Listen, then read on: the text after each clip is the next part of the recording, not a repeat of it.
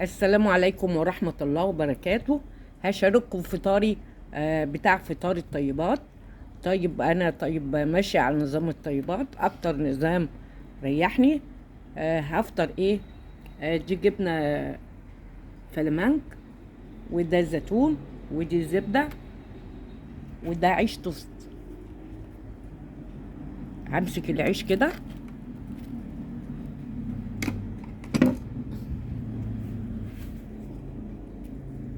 واحط عليه جبنة.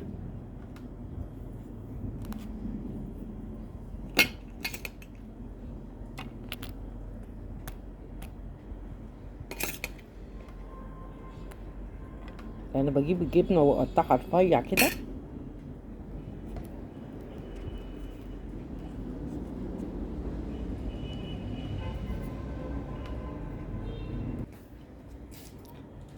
اهو 2 توست اهي وعليهم الجبنة الفلامنك، ومعايا الزيتون.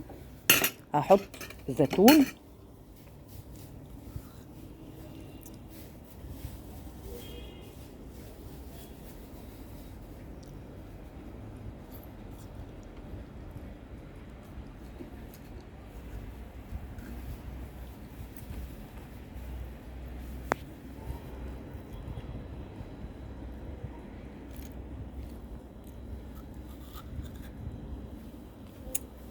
الزيتون اهو.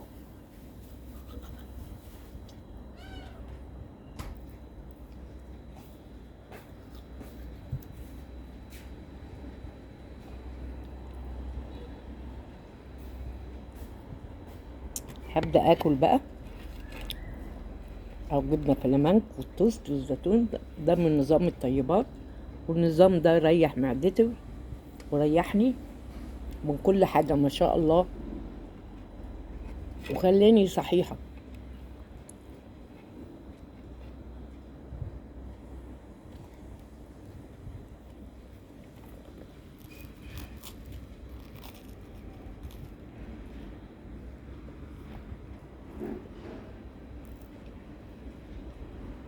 يعني جبنة وتوست وزيتون، معايا هنا حتة زبدة. هو ده فطار، بحاولش ازود في الفطار.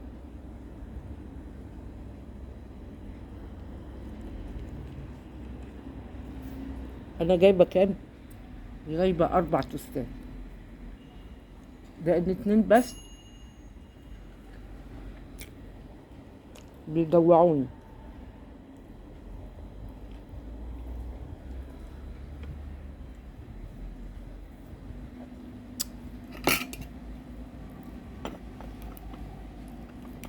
دي زبدة.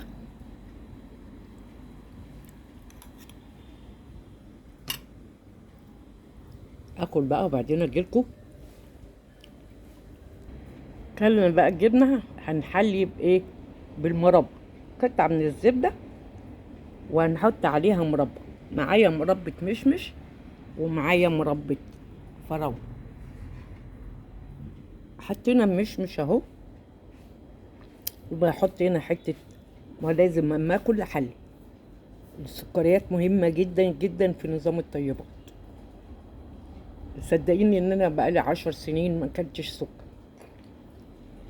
مصدقت انه سمح بالمربى والحلاوة باكلها. ادي حتة قطعة زبدة على العيش اهو.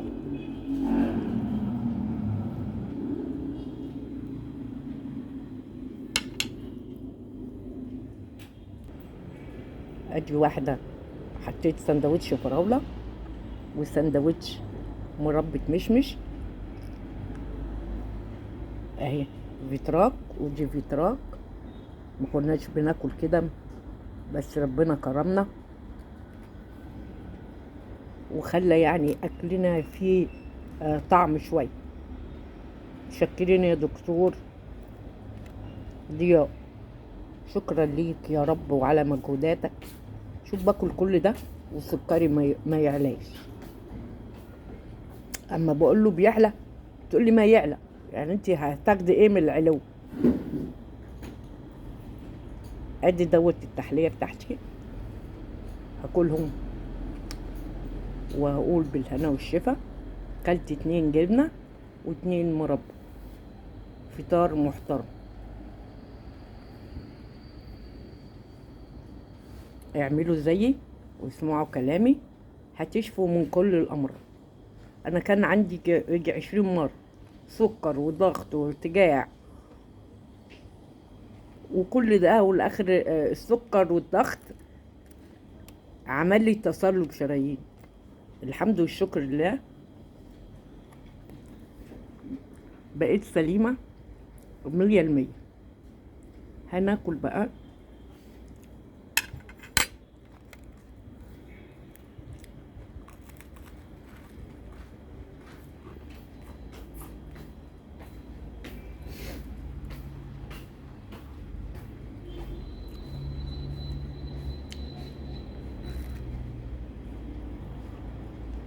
ربنا يخليك يا دكتور ضياء.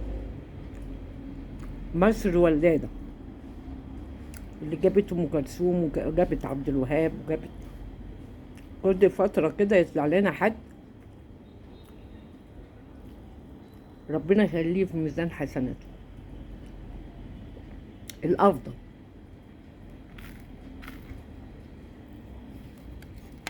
بيجيب لنا الافضل.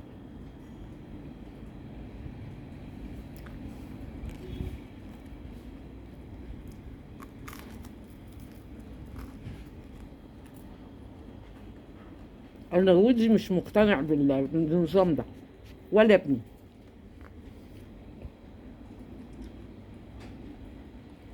يقول لك اللي يخليني اكل 3 4 ترغيفة هاكل ده يشبعني، والله بيشبع. ممكن اكل ده ما اتغداش بقى الا الساعة 5 6 قبل ما انام.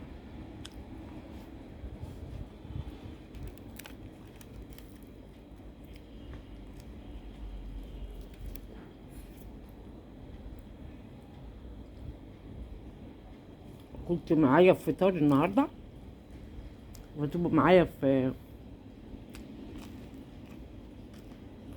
رايحة جمصة، وربنا يسهل والنظام ده ما يروحش.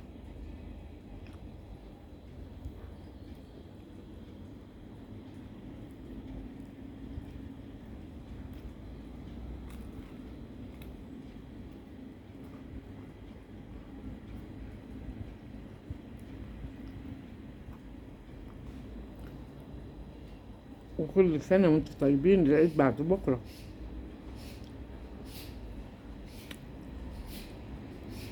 والسلام عليكم.